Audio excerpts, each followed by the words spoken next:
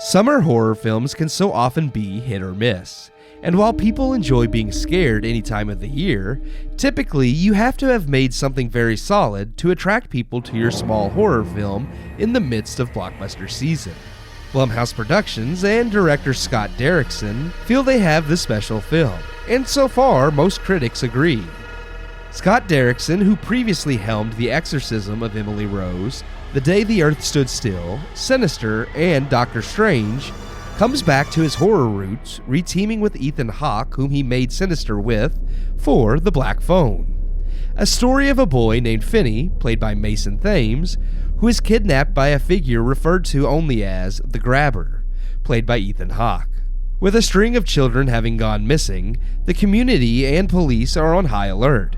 Fearing the worst for the children who have been abducted, when Finney is abducted, he finds himself waking up in a basement room surrounded by cement walls adorned with nothing but a disconnected black phone.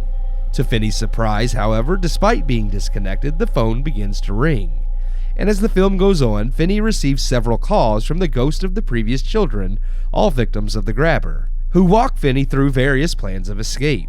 Add in a subplot of a psychic sister, Gwen, played by Madeline McGraw, who gets visions in her dreams, using her visions to try and find Finney before it's too late, and the whole story has a very Stephen King feel to it, blending the supernatural with real-world horrors and childhood. This could be in part to the film being based on a short story written by King's son, Joe Hill. Unfortunately, the film feels more like one of Stephen King's bad adaptations.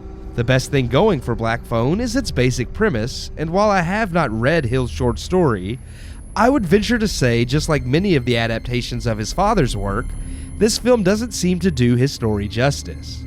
With an amazing premise, much of the emotional pull is squandered, and the film's resolution is not as clever as it sells itself. Many of the characters feel like stereotypes or seem very willing to accept things at face value, such as the detective's quick acceptance of Finney's sister having psychic dreams. A lot of dialogue is poorly written, with certain exchanges and lines meant to be humorous or shocking, but coming off unrealistic. What's worse is both child actors' tendency to overact in several scenes, on top of already trite dialogue. Likewise, many of the horror aspects are visually goofy as well. However, there is a lot well done surrounding the horror too.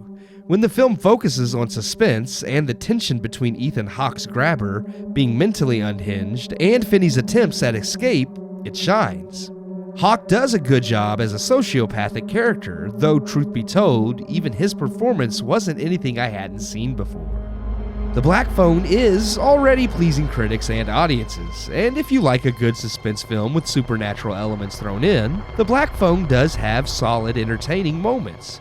But it also has many laughable moments too, and a conclusion that feels forced, as if events only happen as they do because the writer dictated it so, rather than feeling like the logical conclusion.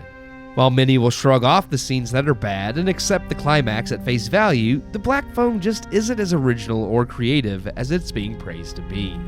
I give The Black Phone 2 out of 4 stars.